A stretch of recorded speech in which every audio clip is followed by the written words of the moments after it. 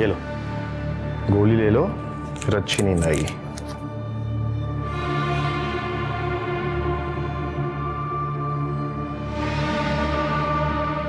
Good night.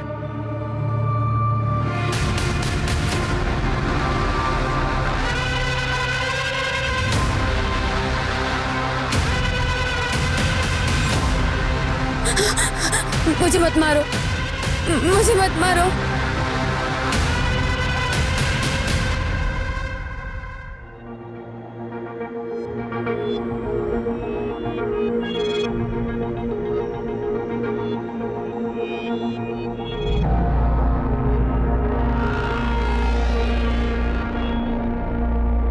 Ramesh, resort खूब चांगला है। मतलब तूने जो फोटोज दिखाए थे उससे तो कहीं ज्यादा अच्छा है। हाँ, और काफी बड़ा भी है। ए, चल वहां जाके सेल्फी लेते हैं। अभी हफ्ता भर यहीं पे चेक इन करते, फिर बाद में सेल्फी खींचते, है ना? चलो ठीक है, चलो हरीश, लगेज निकालना।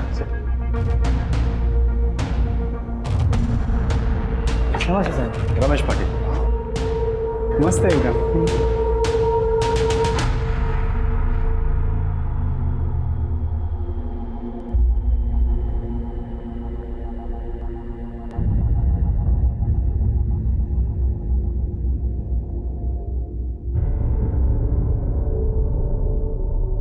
विद्यावाहिनी, थैंक्स। या थैंक्स ब्रो।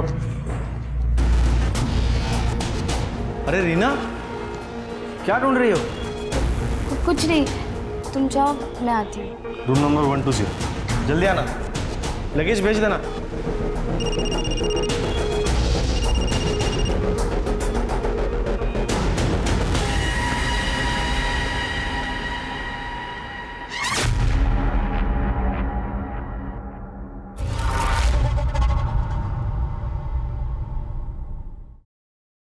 अरे कहाँ रह गई थी? वो लॉन में ना सुंदर फूल दिखे थे कार से उतरते वक्त, वही देखने रुक गई। अच्छा, तुम्हें फूल इतने पसंद है? फोटो निकले कि नहीं? फोटो, वो फूल इतने सुंदर और मोहक थे ना कि मैं फोटो निकालना भूल गई। मैं अभी आया। हेलो।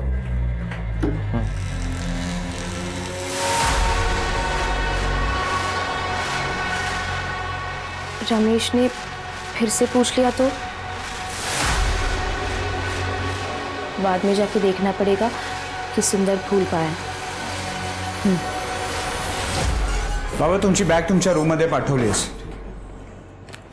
बाबा, ये आपकी दवाइयाँ। उसके साथ ही भिजवा देती। मैं देखती हूँ बाबा।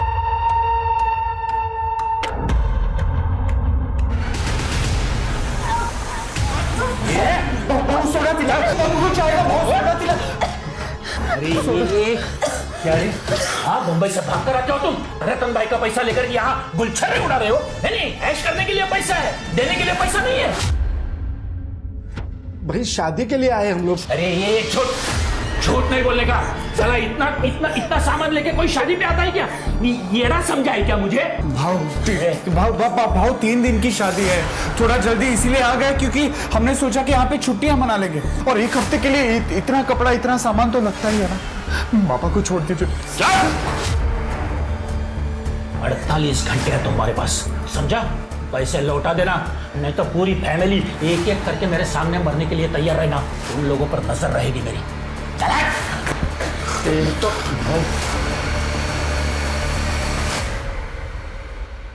रीना, रीना, ऐसे तो तुम रात भर जागती रहोगी। नींद की दवा ले लो और सो जाओ। नहीं, वो नई जगह है ना, इसीलिए नींद नहीं आ रही है। आज खोली रहने दो। अरे फिर नींद नहीं आई तो चांस भी लेना। एक काम करो, तुम अंदर जाओ, मैं गोली लेके आता हूँ, ठीक है?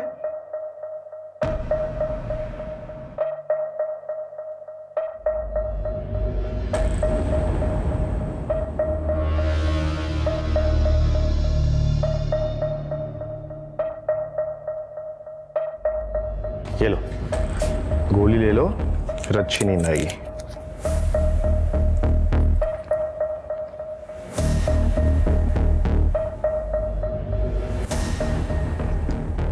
Good night.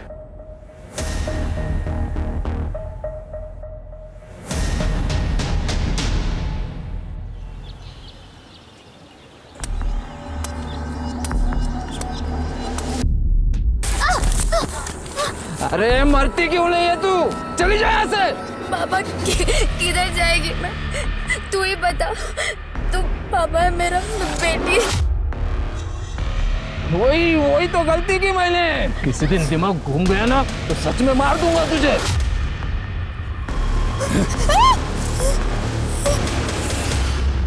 एक दिन के अंदर 50 लाख से 1 करोड़ रुपया कहां से लाएंगे? लेकिन 2 दिन में तो पैसा जमा करना ही पड़ेगा। मैंने उसके बाप से बात की लेकिन वो टस से मस नहीं हो रहा। उसका बाप क्या करेगा? सब कुछ तो रीना के हाथ में है ना। उसे तो ना मैं अच्छे से सबक सिखाती थी। अपने आप को समझती क्या है वो? कल रात ही उससे बात करने वाली थी मैं, लेकिन आप दोनों मेरी बात सुनते कहाँ हैं? विद्या, उसकी तबीयत ठीक नहीं है, तुम ऐसा कैसे बोल सकती हो? अरे वो और उसका बाप ना हम सबको मिलकर बेवकूफ बना रहे। और रही बात उसके भाई की, अब तो वो भी आ गया ना शादी में और खर्चा बढ़ाने के लिए। बहू शांति रख, मैं बात करूंगा उससे।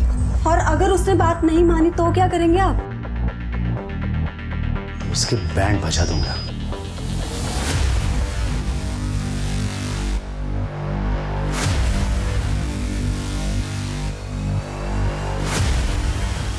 क्या हुआ? कुछ नहीं।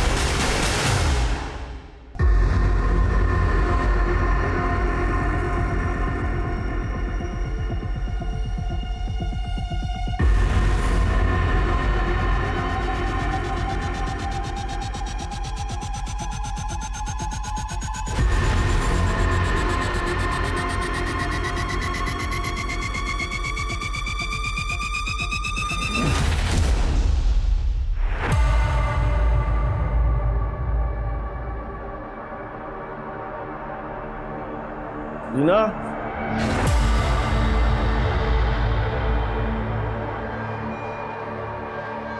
रीना,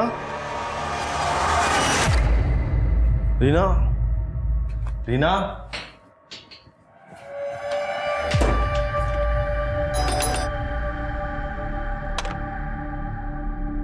रीना है? नहीं। प्रकाश दादा, रीना है यहाँ? रीना इतनी सुबह सुबह कहाँ चली गई? वही तो ढूंढ रहे। नहीं बेटा, यहाँ तो नहीं आई।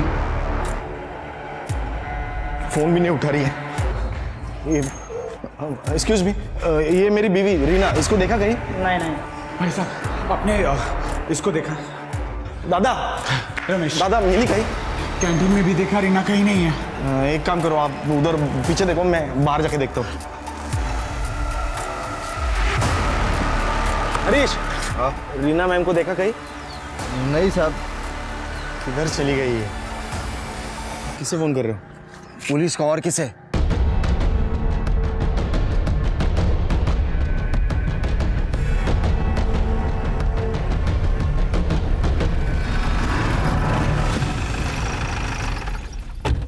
सर, कल रात को करीब करीब 11 बजे मैं सो गया था।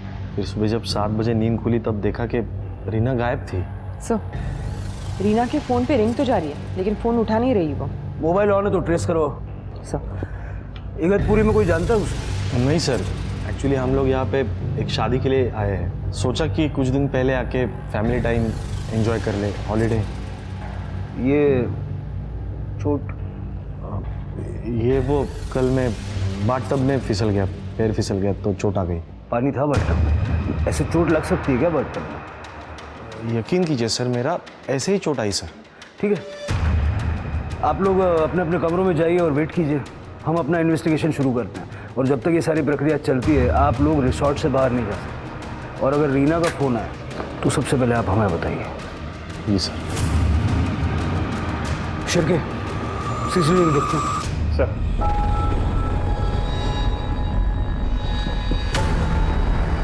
मतलब इतना साफ है कि रीना सुबह 5:45 बजे बाहर निकली। ठीक 10 मिनट बाद ससुर जी क्या करने के लिए बाहर गए? थोड़ा सा और फॉरवर्ड कीजिए उसको। 20 मिनट बाद ससुर जी वापस आ गए लेकिन रीना नहीं है। सर एक मिनट, करडे का फोन है। हाँ कर दे। क्या? ठीक है सर, यहाँ पास में एक जंगल है, वहाँ पे किसी लड़की की डेड बॉडी मिली। चलो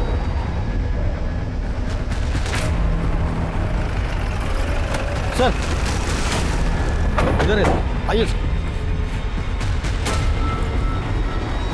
इस लड़की का सिर इस पत्थर से टकराया हुआ है। ये चप्पल भी अलग पड़ी हुई है, शायद पैर फिसल के गिर गई होगी। और सर, लड़की के कपड़े देख के रेप या मोलेस्टेशन जैसे कुछ लग नहीं रहा। लड़की के कपड़े भी वही हैं सर जो अभी हमने सीसीटीवी में देखे। मतलब कंफर्म है कि रीना ही है। समझ नहीं आ रहा ये पत्थर पर सर टकराने की वजह से कैसे मर गई? सिर पत्थर पे टकराया होगा और ट्रॉमा की वजह से मौत हो गई होगी। सवाल यह है कि रीना रिसोर्ट से इतनी दूर आई क्यों? सिर्फ टहलने के लिए, वो भी अकेली? आसपास कुछ मिला? कुछ नहीं मिला सर, लेकिन ये मोबाइल मिला। परिवार से एक बार पहचान करवाना। ठीक है सर, मैं रमेश को कॉल करता हूँ।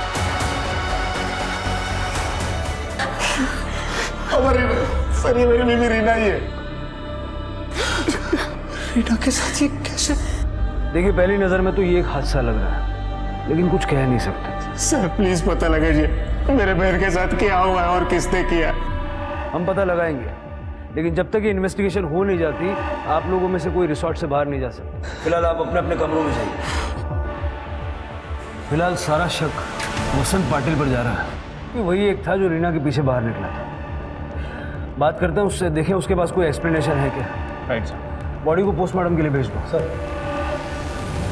हाँ सर, मैं गया था सुबह बाहर। वो तो हम जानते हैं, आप ये बताइए क्यों गए थे? वो रीना और मैं सुबह वॉक के लिए जाने वाले थे, वैसी बात हुई थी रात में। मुंबई में भी ऐसे ही वॉक के लिए जाते थे क्या? नहीं सर। फिर आज वॉक पे जाने की कोई खास वजह है? सर, रीना को मुझसे कुछ ज़रूरी बात करनी थी। कैसी बात? यही सवाल मैंने रात में उससे पूछा तो वो बोली कि मैं सुबह बताऊंगी। फिर सुबह में क्या हुआ? 5:45-6 बजे के बीच में मैं सुबह लॉन पर गया तो वो नहीं थी वहाँ पे, तो मैंने उसे ढूंढा इधर उधर। फिर मैं अपने रूम में वापस आ गया और जब रमेश रूम में आया तब पता चला कि रीना तो गायब। और उसके बाद पता नहीं क्या बात करना चाहती थी वो, लेकिन एक बात जरूर है सर, रमेश बहुत किस्मत वाला है कि उससे रीना जैसी बीवी मिली। हाँ, बहुत अच्छी थी वो, सबके साथ रिस्पेक्ट से बात करती थी और घर के काम काज पे भी मदद कर देती थी वो।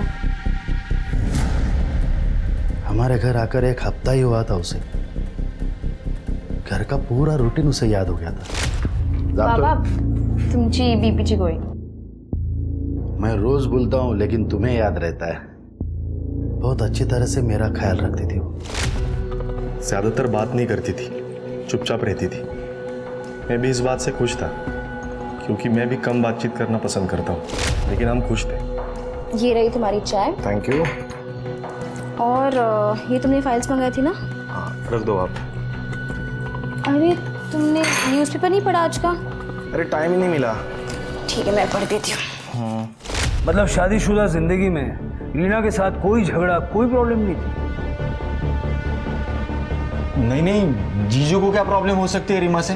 अरे मेरी बहन तो एकदम परफेक्ट थी उनके लिए। आपको इस बारे में कुछ नहीं कहना?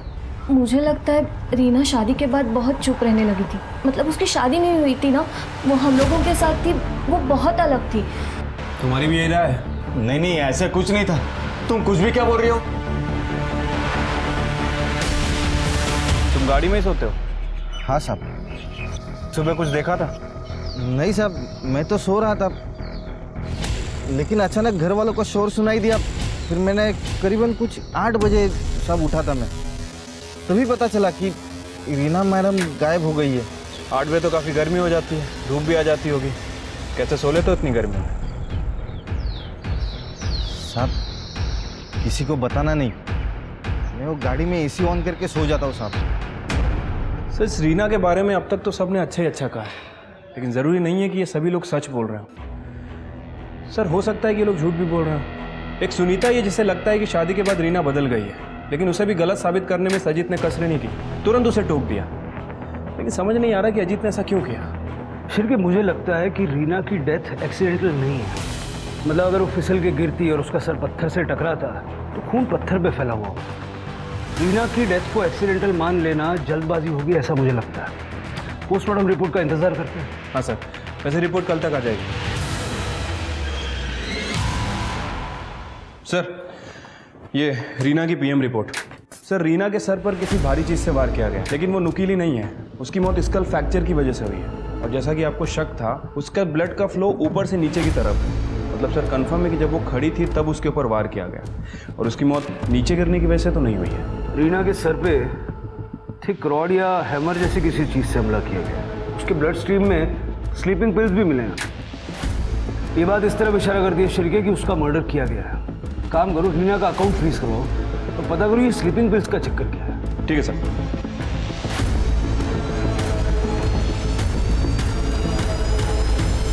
वो रीना इन गोलियों के बिना सो नहीं पाती थी। कितनी गोलियां?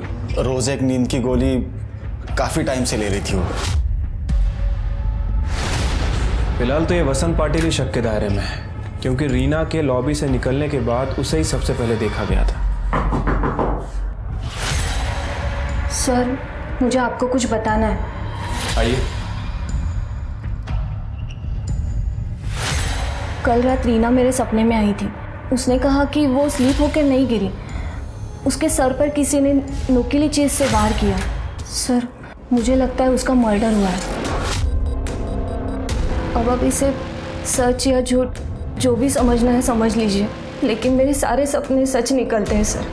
जल्द से जल्द उसके कातिल को ढूंढिए। मुझे तो लगता है कि उसके ससुर ने ही उसका खून किया है।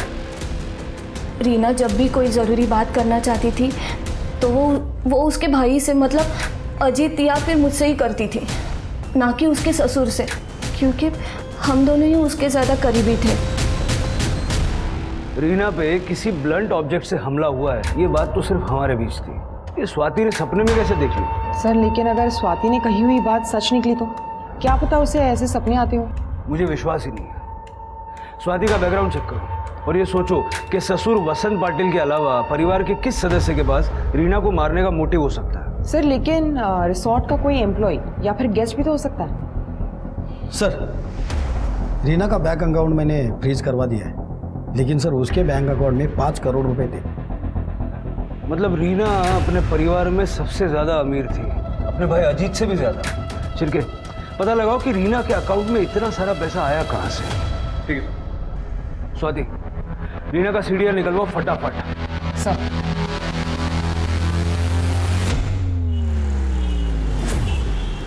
सर, मर्डर होने के बाद से होटल से 2 लोग गायब हैं। एक तो हाउसकीपिंग स्टाफ मनोहर सूले और दूसरा संजय देसाई जो कि गेस्ट था।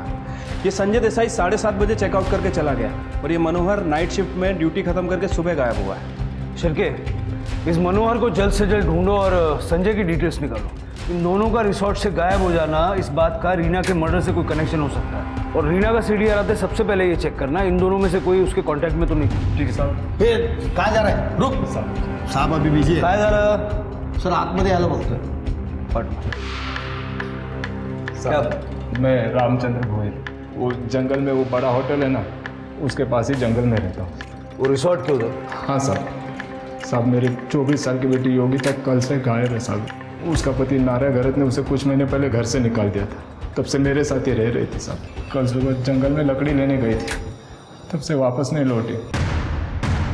कितने बजे गई थी लकड़ी? रोज की तरह सुबह 5:30-6 बजे साहब। फोटो वगैरह है कुछ उसकी? होगी साहब। खड़े चलो चल। सिरके, ये लड़की भी तभी गायब हुई जब रीना का मर्डर हुआ था। इन दो बातों का आपस में कोई ना कोई कनेक्शन हो सकता है। जरा उस लड़की के पति नारिया से पूछताछ करो। ठीक है सर।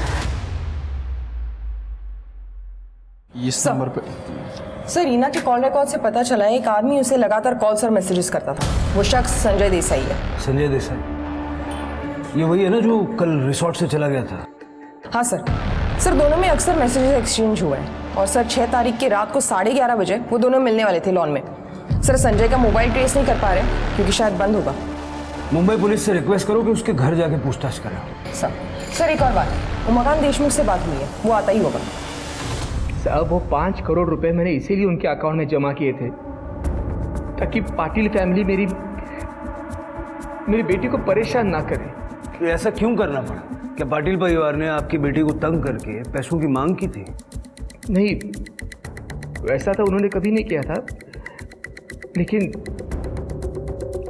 मेरी बेटी नॉर्मल लड़कियों की तरह नहीं थी। मतलब वो थोड़ी एबनॉर्मल थी, थोड़ी दिमाग से कमज़ोर थी। उसकी माँ की अचानक मौत के बाद उसको सदमा लग गया था। वो सदमे से कभी बाहर ही नहीं निकली। फिर ऐसी लड़की से कौन शादी करता बताइए? और इसीलिए रमेश को मैंने 5 करोड़ रुपए दिए थे उसे शादी करने के लिए हर्जाना के रूप में। ये संजय देसाई कौन है? ये संजय देसाई है इस सब फसाद की जड़। मेरी बेटी से झूठा प्यार करता था, वो पैसों का लालची था और इसलिए जब मेरे से बहस करने के लिए मेरे घर पर आया था ना, मैंने उसको शादी करने के लिए मंजूरी नहीं दी थी। अरे तुम्हारी हिम्मत कैसे हुई मना करने की वजह पूछने की? रीना मेरी बेटी है, मैं जिससे चाहे उसे से शादी करा दूंगा और जिससे भी करा दूंगा ना वो तेरे जैसा लोभी नहीं होगा, समझे? ससुर जी, बेहतर होगा रीना का हाथ आप खुद मेरे हाथ में दे दो, क्योंकि रीना को ना किसी और के साथ होकर मैं रहने नहीं दूंगा। लेकिन आप संजय देसाई के बारे में क्यों पूछ रहे हो? आपको कैसे पता उसके बारे में? देखिए, संजय न सिर्फ शादी के बाद रीना के टच में था, बल्कि जिस दिन रीना की मौत हुई उस सुबह तक वो उसी रिसोर्ट में था। तो डेफिनेटली उसी ने मेरी बेटी को मारा है। उसे धमकी दी थी मेरी बेटी को जान से मारने की। आप उसे अरेस्ट कीजिए। फिलहाल वो कहीं छुपा हुआ है, लेकिन ज्यादा दिन तक बच नहीं पाएगा। तो जहां कहीं भी होगा आप उसे ढूंढ के निकालिए और सजा दीजिए उसे। सर, जंगल में एक डेड बॉडी मिली है।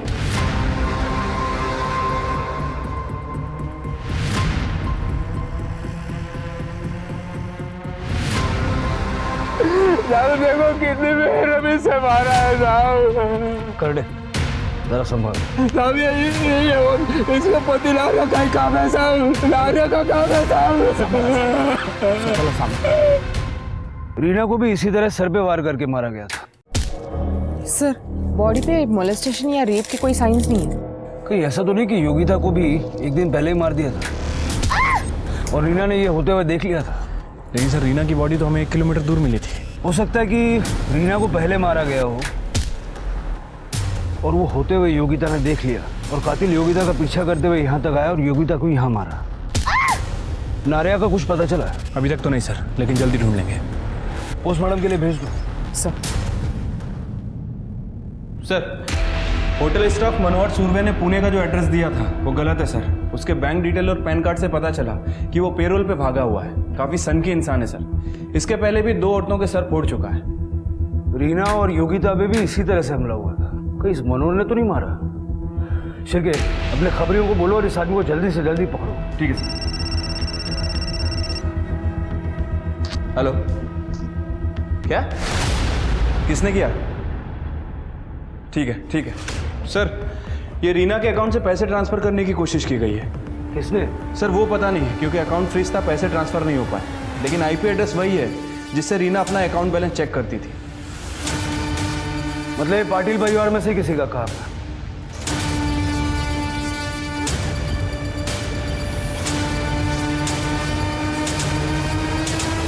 सर ये रमेश का लैपटॉप है। ये लैपटॉप आपके रूम में क्या कर रहा है? रात में मुझे नींद नहीं आ रही थी तो रमेश को बोल के मैं एक पुरानी फिल्म देख रहा था। इस लैपटॉप से कल रीना के अकाउंट से फंड्स ट्रांसफर करने की कोशिश की गई। कौन था आप में से? सर मैं मेरा मोबाइल ठीक से चला नहीं पाता, ये लैपटॉप क्या चलाऊंगा मुझे नहीं पता सर। अगर आप नहीं तो फिर सुनीता, अजीत, विद्या, प्रकाश या रमेश। पासवर्ड किसके पास था? रमेश, शायद तुम्हें पासवर्ड पता होगा ना, लैपटॉप भी तुम्हारा है। हाँ सर, लैपटॉप मेरा है, लेकिन मुझे नहीं पता पासवर्ड। वो लैपटॉप से यूज़ करती थी उसका अकाउंट, लेकिन मुझे पासवर्ड नहीं पता। रमेश पे कड़ी नजर रखो। मुझे लगता नहीं है कि उसे अपनी बीवी के अकाउंट का पासवर्ड पता नहीं होगा। सर योगिता का पति एक हफ्ते से शराब पी के बीमार होने की वजह से लोकल गवर्नमेंट हॉस्पिटल में एडमिट है। मतलब वो कातिल नहीं हो सकता, फिर कौन हो सकता है? ये मनोहर और रवि का कुछ पता चला? सर अपने खबरे को काम पे लगा दिया है, जल्दी पता चल जाएगा। एक minute sir. Hello, okay sir, Sanjay Desai को मुंबई पुलिस ने अरेस्ट कर लिया है, वो उसे इगतपुरी लेके आ रहे हैं। सर योगिता की पीएम रिपोर्ट। योगिता को भी रीना की तरह ही मारा गया है और इसकी मौत 7 अप्रैल को सुबह 6 बजे से 8 बजे के बीच में हुई है और रीना की मौत भी उसी दौरान हुई थी। सर जब हमने इस रामचंद्र भोयर के पड़ोसियों से पूछताछ की थी तो उन्होंने बताया था जब से योगिता नारा के घर से आई थी तब से रामचंद्र उस पर नाराज था। सर योगिता को खुद पे बोझ बता के वो आए दिन उस पर गाली गलौज करके मारपीट करता था। हमारे सामने रो रो के अपने आप को अच्छा बाप बताने की कोशिश कर रहा था। कहीं उसी ने तो नहीं मारा? मुझे मत मारो। हो सकता है रीना ने उसे देख लिया हो और उसने रीना को भी मौत के घाट उतार दिया।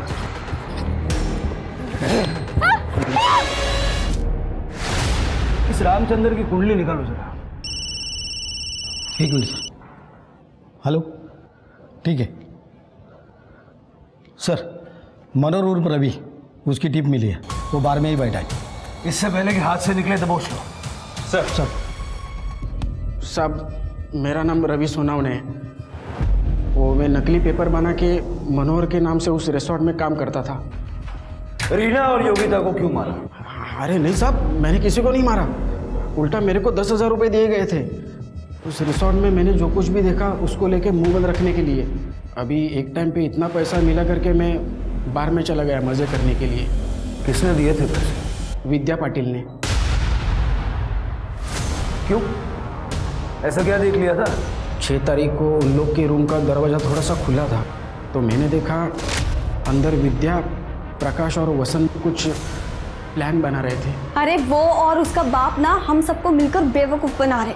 और रही बात उसके भाई की, अब तो वो भी आ गया ना शादी में और खर्चा बढ़ाने के लिए। सब एक क्या चक्कर है ये जानने के लिए मैंने विद्या का पीछा किया तो वो रीना से मिलने गई थी। ए, ज़्यादा भोली बनने की जरूरत नहीं है, जितना कहा है ना उतना कर। अगर तूने मुझे 5 करोड़ नहीं दिए ना तो तेरा जीना हराम कर दूंगी मैं, समझी बात को?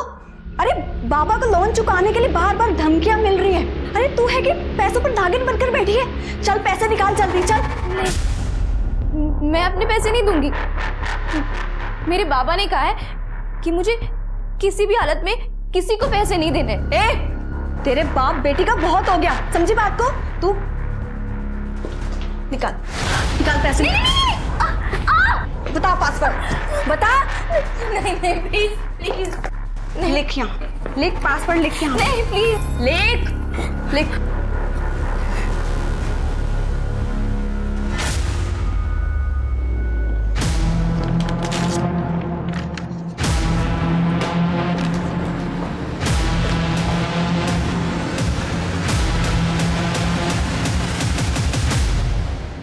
हाँ सर, मैंने रीना से ज़बरदस्ती पासवर्ड लिया था, लेकिन अपनी फैमिली की जान बचाने के लिए। आप ही बताइए सर, पैसे क्या जान से बढ़कर थे? लेकिन वो पैसा तुम्हारा भी तो नहीं था, तुमने ही रीना का अकाउंट एक्सेस किया था। वो सर, मुझे पता था कि लैपटॉप बाबा के रूम में है। बाबा जैसे ही नहाने के लिए गए तो मैं उनके रूम में गई और फंड ट्रांसफ़र करने की कोशिश की, लेकिन सच में सर, पासवर्ड जैसे ही लॉगिन किया वो अटक गया था और मैं वहाँ से गुस्से में निकल गई थी। सच क्या है तो जल्दी पता लग जाएगा, लेकिन एक बात याद रखना, तुम पे शक बढ़ गया है। जाओ। सर, रमेश के कॉल डिटेल्स चेक किए हैं सर। पता चला है कि वो किसी चेतना वैद्य नाम की लड़की से कांटेक्ट में था। ये चेतना वैद्य उस दिन मुंबई से निकली है जिस दिन पाटिल फैमिली यहाँ इगतपुरी पहुंची, लेकिन अभी तक वापस मुंबई नहीं लौटी है। फ़ोन कर रहा हूँ लेकिन इसका फ़ोन बंद है। स्वाति, चेतना का मोबाइल ट्रेस करो। सर। हाँ, वो चेतना वैद्य हमारी क्लाइंट है सर, लेकिन मुझे नहीं पता वो मुंबई से उस दिन कहाँ चली गई और क्यों। ये इत्तेफाक भी हो सकता है सर कि उसी दिन वो कहीं गई। शिरके, ये रमेश कुछ नर्वस लग रहा था, चेतना की लोकेशन निकालो तुरंत। ठीक है सर। सर, रीना फिर से मेरे सपने में आई थी, बहुत रो रही थी। वो कह रही थी कि रमेश और उसकी फैमिली ने उसे मारा है, मुझे इंसाफ दिलाओ ऐसे कह रही थी। तू जब इतना बताया तो ये भी बताया होगा कि उसे किसने मारा, उसके पैसे ट्रांसफ़र करने की कोशिश किसने की। बता दो, इन्वेस्टिगेशन में हेल्प हो जाएगी। जहाँ तक मुझे याद है, उसने कहा था रमेश उसके पास पैसों की मांग करता था, उसी ने पैसे ट्रांसफ़र करने की कोशिश की होगी। मुझे भी एक सपना आया कि तुम्हें झूठ बोलकर इन्वेस्टिगेशन को गुमराह करने के जुर्म में अरेस्ट कर लिया गया। और देखो, ये सपना सच हो रहा है। स्वाति, अरेस्ट कर लो इसे। नहीं सर, नहीं सर, मैं मानती हूँ कि मैंने सपने वाली बात झूठी कही। मैंने चुप कर आप लोगों की बात सुन ली थी कि रीना की मौत कैसे हुई है। शिरके, मुझे लगता है कि रीना की डेथ एक्सीडेंटल नहीं है। मतलब अगर वो फिसल के गिरती और उसका सर पत्थर से टकराता तो खून पत्थर पे फैला हुआ होता, लेकिन हमने देखा कि खून उसके चेहरे और गर्दन पे फैला हुआ था। पोस्टमार्टम रिपोर्ट का इंतजार करते हैं। ऐसा तुमने क्यों किया? मेरे पति अजित फाइनेंशियल प्रॉब्लम में है, वो किसी से कभी कुछ नहीं मांगेंगे, मैं जानती हूँ। जब मेरे ससुर ने रीना के अकाउंट में 5 करोड़ रुपए डाले और उन्हें कुछ नहीं दिया, इसलिए मैंने सोचा कि मैं ऐसा कुछ करूँगी कि वो 5 करोड़ रुपए अजित के पास आ जाए। तुमने अभी जो कुछ बताया है, ये तुम्हें और तुम्हारे पति को सस्पेक्ट बनाने के लिए काफ़ी है। सर, रमेश की गर्लफ्रेंड चेतना वैद्य पैराडाइज रिसोर्ट में ही रुकी हुई है। क्या?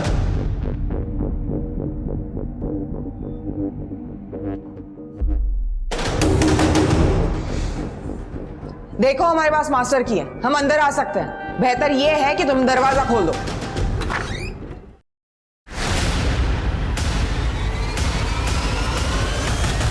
रीना से शादी के पहले से ही मैं रमेश की गर्लफ्रेंड हूँ। शादी के बाद भी हमने चालाकी से अपना अफेयर चालू रखा, इसलिए हमने डिसाइड किया था कि मैं भी यहाँ रूम लेकर रहूँगी ताकि हम आसानी से मिल सकें।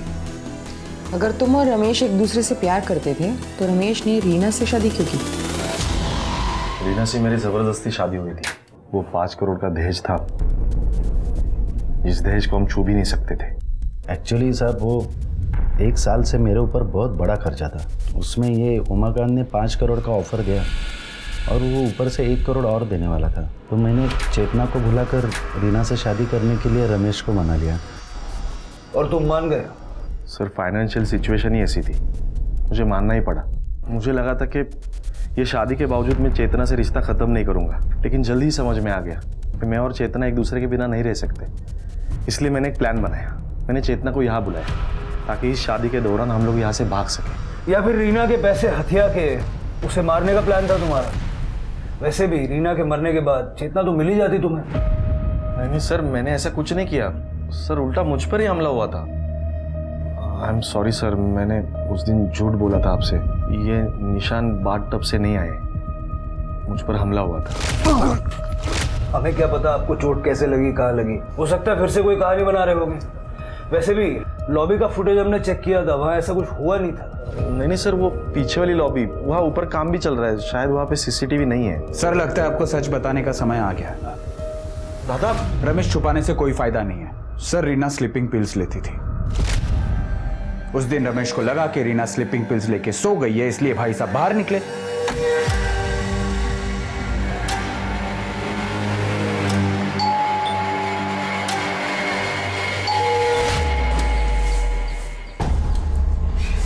बहुत देर कर दी आते आते। सब्र का फल मीठा होता है मेरी जान। बाबा बाबा, वो रमेश मुझे चेतना नाम की लड़की के लिए धोखा दे रहा है बाबा।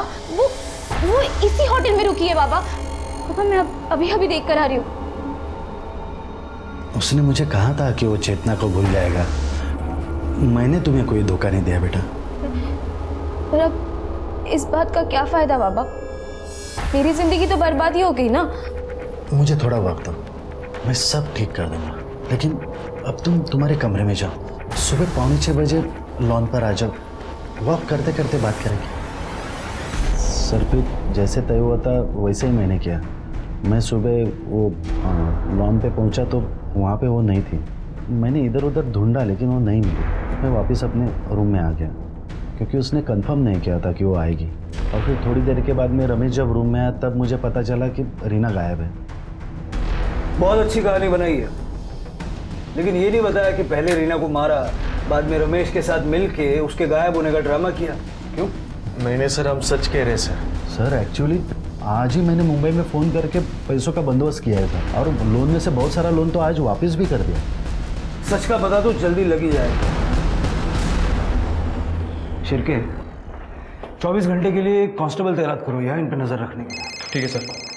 सर एक मिनट। हेलो, ठीक है, हमारा है सर। मुंबई पुलिस संजय देसाई को ले आई है। और रीना की शादी किसी और से करवा रहे थे सर। मैं क्या करता, इसलिए मैंने उनको धोखा है। मैं रीना से बहुत प्यार करता था सर।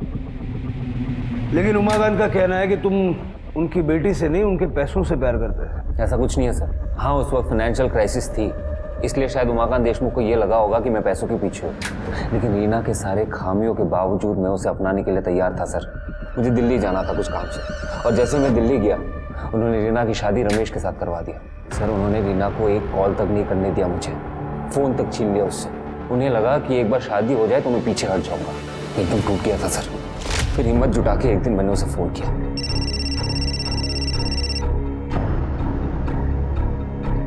संजय, तुम क्यों मुझे बार बार फ़ोन करते रहते हो? मैंने कहा ना, हमारे बीच जो कुछ भी था अब सब खत्म हो गया। तुम बस एक बार ये कह दो कि तुम मुझसे प्यार नहीं करती। संजय, मेरी ज़िंदगी ऑलरेडी बर्बाद हो चुकी है। प्लीज़ तुम इसे और बर्बाद मत करो। कुछ बर्बाद नहीं हुआ है। देखो, हम लोग एक नई शुरुआत कर सकते हैं। मैंने ऐसे किया ना तो बाबा मुझे जान से मार देंगे। अरे किसी और से शादी करवा के उन्होंने तुम्हें पहले ही मार दिया रीना। मैं तुम्हें बहुत खुश रख सकता हूँ, मुझसे शादी कर लो। फिर हमारी बातचीत शुरू हो गई। एक दिन मुझे पता चला कि पाटिल फैमिली इगतपुरी जा रही है किसी फैमिली फ्रेंड के डेस्टिनेशन वेडिंग के लिए। और पीछे पीछे तुम भी इगतपुरी पहुंच गए? पीछे पीछे नहीं सर, मैं पहले पहुंच गया था। और जैसे रीना आई मैंने उसे देख लिया और तुरंत फ़ोन किया उसे। उसने पहले सबको अपने अपने कमरे में भेजा, फिर वो मुझसे मिलने आई। संजय, तुम लोग क्या कर रहे हो? तुम होश में तो हो ना? होश ही तो नहीं है ना। अगर किसी ने तुम्हें यहाँ देख लिया ना तो बहुत बड़ी प्रॉब्लम हो जाएगी। क्यों मुझे इस तरह से परेशान कर रहे हो तुम? ठीक है, आज से मैं तुम्हें परेशान नहीं करूंगा। I promise you this. बस ये कह दो कि तुम चाहती क्या हो। मैं तुम्हें अभी कुछ नहीं बता सकती। तो कब बता सकती हो? मैं तुम्हें मैसेज करती हूँ, ओके? आज या कल रात को। हमने ये तय किया था कि रात को 11:30 बजे मिलेंगे। मैं लॉन में इंतज़ार कर रहा था रीना का। उसने मुझे ये कहा था कि एक बार रमेश सो जाए फिर वो आएगी मुझसे मिलने। सर, मैं लॉन में इंतज़ार कर ही रहा था कि मैंने रमेश को देखा। वो शायद बाहर आया था सिगरेट पीने। उसे देख के मेरा दिमाग ख़राब हो गया सर। फिर मैं पार्किंग से एक हेलमेट निकाला, अपने फेस को कवर किया और उस पर जाके वार कर दिया। उसने मुझसे मेरा प्यार छीना है। उसे मार के मैं वहाँ से भाग गया और कहीं जाके छिप गया। कुछ वक्त बाद रीना ने मुझे फ़ोन किया। वो मुझसे मिलने आ रही थी। रीना, जिंदगी भर की बात है, तुम अपने आप को ऐसे सजा क्यों दे रही हो? भाग चलते रीना। नहीं संजय, ये सब इतना आसान नहीं है, मुझे सोचने को थोड़ा वक्त चाहिए। कितना वक्त चाहिए तुम्हें? यहाँ से मुंबई जाने तक का, ठीक है? पर प्लीज तुम मुझे परेशान करना बंद कर दो। ठीक है, जैसे तुम चाहो। मैं कल सुबह मुंबई के लिए निकल जाऊंगा। मुझे पता नहीं था कि उसी सुबह उसका मर्डर हो गया था सर। ये बात मैंने पेपर में पढ़ा, मैं एकदम टूट गया। अच्छी कहानी है, लेकिन ये भी तो हो सकता है कि जब रीना ने तुम्हारे साथ भाग जाने से इनकार किया तो तुमने रीना को मार दिया और वहां से भाग गए। मैंने रीना को नहीं मारा है। ठीक है, रीना के मर्डर के शक में इसे कस्टडी में लो। अब मेरे साथ ऐसे नहीं कर सकता सर। अरे मैंने खून नहीं किया सर, अभी कांस्टेबल शिंदे का फोन है, जंगल में खून से सना हुआ हथौड़ा मिला है। तुरंत उसे फॉरेंसिक में भेजो और सारे फिंगरप्रिंट्स चेक करो। सर। ऑफिसर सर, इस रामचंद्र के बारे में एक बात पता चली है। एक नंबर का बेवड़ा आदमी है सर। 6 तारीख की पूरी रात पीकर धुत पड़ा था। लोगों ने उसे ले जाकर अपने घर पे छोड़ा और उसे अगले दिन दोपहर में होश आया। जबकि सर इस योगिता की मौत तो 7 तारीख को सुबह ही हो गई थी। तुम्हारा कहने का मतलब है कि वो कातिल नहीं हो सकता? नहीं सर। फिर उसे किसने मारा? सर, फॉरेंसिक रिपोर्ट के हिसाब से उस हथौड़े पे 2 लोगों के ब्लड सैंपल मिले हैं। एक तो योगिता का और दूसरा रीना का। मतलब सर हो सकता है कि उनका मर्डर इस हथौड़े से ही किया था। साथ ही साथ उस हथौड़े के हैंडल पे बहुत सारे लोगों के फिंगरप्रिंट भी मिले हैं। Great. Patil family, Deshmukh family, Manohar, Sanjay और रामचंद्र, सबके फिंगरप्रिंट्स ले लो और मैच करके देखो। Right sir.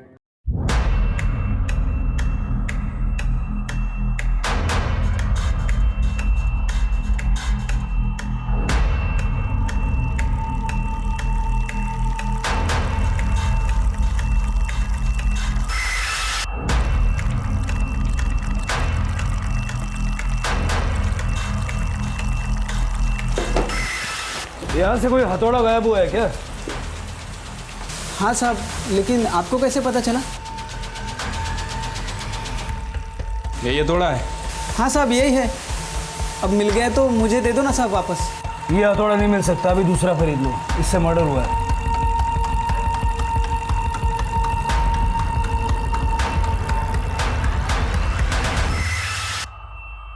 तेरे फिंगरप्रिंट्स उन फिंगरप्रिंट से मैच हो गए जो हमें हथौड़े पे मिले थे। अब बता, रीना और योगिता को क्यों मारा? सर मैंने कुछ नहीं किया सर। सर सच में आपको कुछ गलतफहमी हो रही है सर। जब मैं कारपेंटर से बात कर रहा था उस वक्त तू भी वहां छुप के हमें देख रहा था।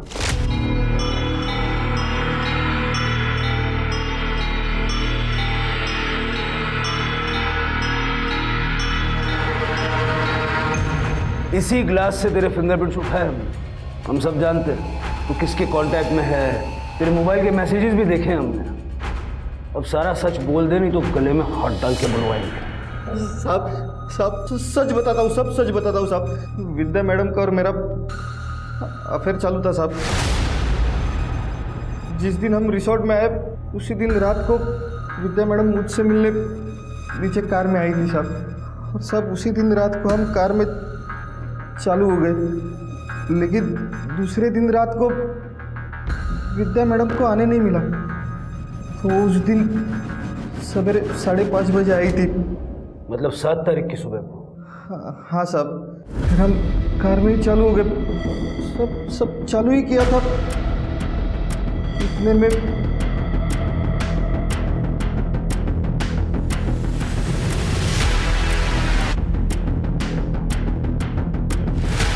रीना ने तो हमें देख लिया, अब क्या होगा?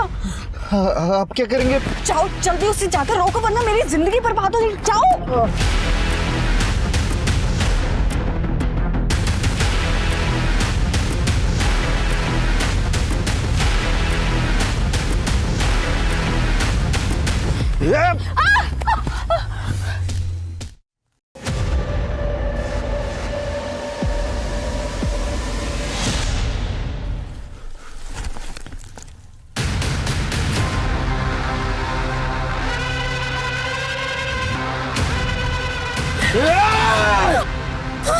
मुझे मत मारो। मैं रिसोर्ट आकर विद्या मैडम को सब कुछ बता दिया। और ये बात हमें बाद में पता चली कि रीना बाबा के साथ वॉक करने के लिए अपने रूम से बाहर निकली थी और उसी दौरान उसने हम दोनों को एक साथ में गाड़ी में देख लिया था, और ये बात हम किसी और को कैसे पता चलने देते। सीसीटीवी फुटेज में कहीं नजर नहीं आई तुम्हें। मैं जिस दिन रिसोर्ट आई मैंने उसी दिन पता कर लिया था कि रिसोर्ट के पीछे वाले रास्ते में कोई सीसीटीवी नहीं है। अपनी हवस के चक्कर में तुमने 2 लड़कियों की जिंदगियां छीन ली। दोनों मर्डर के चार्ज में इसको अंदर डालो और विद्या को इस हत्या में साथ देने के चार्ज में लो।